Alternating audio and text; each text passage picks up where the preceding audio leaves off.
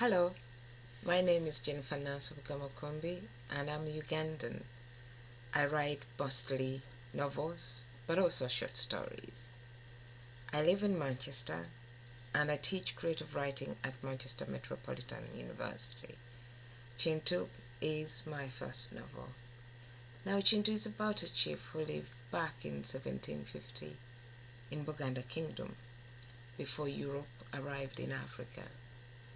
Kintu was on his way to the capital of the time to pay homage to the new king when he inadvertently kills his adoptive son. Now at the time, if someone died while on a journey, they were buried by the roadside, so they would carry on with their journey.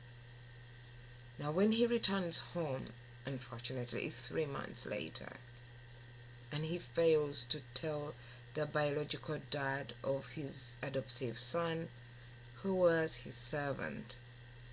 After some time, the servant realizes that something was wrong, so he asks for his son. But Kintu doesn't have him, but he doesn't tell the father either. So the servant warns him that if his son was dead, Kintu, his children, and his children's children afterwards will pay the price. The story then continues up to 2004 as we watch how this curse manifests in the lives of Kintu's descendants. Now it took me 10 years to write Kintu. I did a lot of research, mostly in oral traditions. Now our history in Buganda was oral, which means that it was recited by men.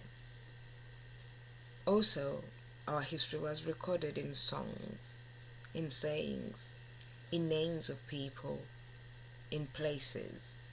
So I did a lot of research in these oral traditions and in myth as well. But because I lived in Britain, I also did a lot of research in historical books, but also in journals that were written by the earliest explorers to Uganda. There I found ways in which they perceived the Baganda when they first met them. Now Kintu is about a lot of things. It is a history without Europe, and it's in conversation with the culture that produced it. It is about belonging. It's about being part of a family. It is about the unreliability of history. And it is about ways in which African masculinities could be oppressed by the patriarchy too.